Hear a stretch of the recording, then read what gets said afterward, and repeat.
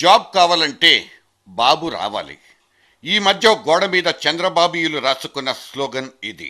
ప్రపంచ పటంలో హైదరాబాద్ను ప్రముఖంగా చూపించిన ఘనత మా చంద్రబాబుదే అంటూ 18 సంవత్సరాలుగా పాడిన పాటనే పాడుకుంటున్న వాళ్ళందరికీ ఆ తర్వాత మా ఆయనది, మా నాన్నది, మా మామగారిది స్వర్ణయుగం అంటూ అరిగిపోయిన గ్రామ్ఫోన్ రికార్డులను వేసుకుని ఊరూరా టముకేసుకుంటున్న వైఎస్ రాజశేఖర రెడ్డి కుటుంబీకులకు పెద్ద తేడా ఏమీ లేదుగాక లేదు. చదివిన చదువు ఏదైతేనే ఉద్యోగం లేదు. లక్షలు పోసి కొనుక్కున్న కొన్ని సాఫ్ట్వేర్ ఉద్యోగాలకు భరోసా అంతకంటే లేదు. C++, జావా, సాప్, .NET వగైరా వగైరాల కోర్సులతో కుస్తీలు పట్టి అమీర్పేట నుంచి అమెరికా కలల్ని కనేవాళ్లలో ఎంతమంది సక్సెస్ కొడుతున్నారో లెక్కలు తీయండి చూద్దాం. అద్భుతమైన మార్కులతో అర్థవంతమైన కోర్సులు పూర్తి చేసి కాలేజీలు, యూనివర్సిటీల నుంచి బయటకు వచ్చిన వాళ్ళు ఎంతమందో 24/7 కాల్ సెంటర్లలో చేరిపోయి నిద్రలేని రాత్రులతో దోస్తీ చేసుకుని బతికేస్తున్నారో ఈ మహాభాగ్యనగరం ఒక తిరుగులేని సాక్ష్యంగా నిలుస్తుంది. ఇంటి ముందుకొచ్చి నిలబడ్డ ఓ తెల్ల టాక్సీ కారులో మా పిల్లలని ఉద్యోగాలు చేసుకుంటున్నారని సంతృప్తి పడిపోయే అమ్మా నాన్నల గురించి ఇక్కడ మనం మాట్లాడుకోబోవడం లేదు.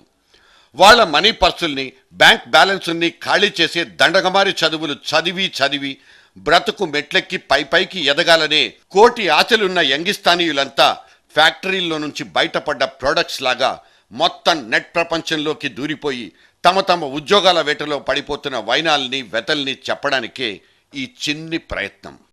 ఇప్పుడు రచ్చ జరిగిపోతోంది.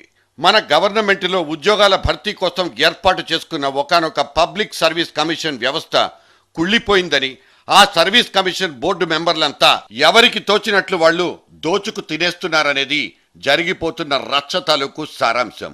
మొన్నటికి మొన్న ఒక తెలుగు పత్రికలో సదరు బోర్డు మెంబర్ల కరప్షన్ కహానీలను స్టింగ్ ఆపరేషన్ చేసి మరీ బయట పెట్టుకున్నారు.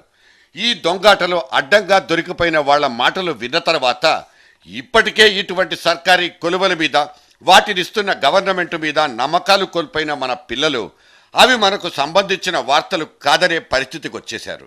ఇదంతా రాజశేఖర రెడ్డి చేసిపోయిన కుట్రంటూ ఇప్పుడు ఇందిరా పార్కుల దగ్గర, గవర్నర్ బంగళాల దగ్గర చక్కర్లు కొడుతున్న తెలుగుదేశం పోరగాళ్లను చూస్తే వాళ్ల గడుచుతనానికి కోపం తెచ్చుకోవాలో లేక అమాయకత్వానికి జాలి పడిపోవాలో అర్థం కాదు. దొంగలంతా ఏపీఎస్సీలో ఉన్నారు. ఆ దొంగలను అరెస్ట్ చేయమని లోపల పెట్టమంటే ఎమ్మెల్యేలు వస్తే మీరు బయట కూర్చోబెడతారా? తమ హయాంలో సర్వీస్ కమిషన్లో అంతా సవ్యంగానే జరిగిపోయిందనుకుని తనకు తానే కితాబులిచ్చుకుంటున్న బాబు గారికి చిన్నపాటి జ్ఞాపక శక్తి పరీక్ష అవసరమని చెప్పాల్సి వస్తోంది. ఆయన హయాంలో నియమితులైన సర్వీస్ కమిషన్ సభ్యుల మీద కూడా ఆరోపణలు వచ్చిన నిజాన్ని ఆయన గుర్తు తెచ్చుకోవాల్సిన అవసరం వచ్చి పడింది. ఇవాళ అన్నిటికీ అన్ని వ్యవస్థలు సర్వభష్టం అయిపోయాయనే గుళికల్ని మనలాంటి వాళ్ళు తిని అందులో కూడా తీయదనాన్ని ఆస్వాదించే వేపాకు సామెత జీవితానికి అలవాటు పడిపోయాం. అసలు ఈ కమిషన్ సభ్యులుగా అప్పుడు ఇప్పుడు ఎటువంటి వాళ్ళు నియమితులవుతున్నారు? వాళ్ళ జీవిత చరిత్రలు, గతాలు ఇప్పుడు తవ్వుకుని ప్రయోజనమేంటి? రాజకీయ నిరుద్యోగులకు పునరావాస కేంద్రాలుగా మారిపోతున్న ఇటువంటి కమిషన్లు, కార్పొరేషన్ల బోర్డులు పెట్టి వాటి మీద రేట్లేసి మరీ బాహాటంగానే డబ్బులు గుంజుకుని ఉద్యోగార్థుల్ని పీడించుకుని తింటున్న ఎన్నెన్ని వార్తా కథనాల్ని సాక్ష్యాధారాలతో సహా మీడియా ముందుకు తెచ్చినప్పుడు ఈ ముఖ్యమంత్రులు ఏం చేశారు, ఏం చెయ్యగలిగారు? ఇటువంటి వార్తల్ని రాసిన వాళ్ల భరతాల్ని పట్టారే తప్ప తప్పుల్ని దిద్దుకున్న ఒక్కటంటే ఒక్క దాఖలా లేదు. ఇవాళ పాపాల పుట్ట ఇప్పుడే పగిలిపోయినట్టు నానా రభసా జరిగిపోతోంది. ఒక్కో మంత్రి వాటాలేసుకుని మరీ పనిచేసుకుంటున్న ఉద్యోగాలు, ప్రమోషన్ల వ్యవహారాలు తెలిసినా ఎవరి పుట్టలో వేలు పెడితే ఏమవుతుందో తెలిసి మౌనం పాటించిన ముఖ్యమంత్రుల కథలు గాథలు లెక్కకు మించే మన దగ్గరున్నాయి.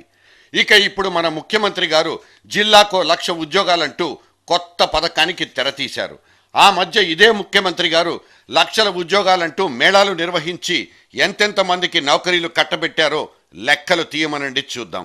కనీసం నిరుద్యోగుల్ని ఆదుకునే ఒక్క పథకంలోనైనా, కార్యక్రమంలోనైనా ఈ రాజకీయాల్లోంతా నిజాయితీగా ఒక్క తాటి మీదకొచ్చి నిష్పక్షపాతంగా నిలబడితే కొన్ని లక్షల కుటుంబాల్లో అన్నం మెతుకులు పండుతాయి. కూటి కోసం, కూలి కోసం పట్టణంలో బ్రతుకుదామని తల్లి మాటలు చెవిని పెట్టక బయలుదేరిన బాటసారికి ఎంత కష్టం ఎంత కష్టం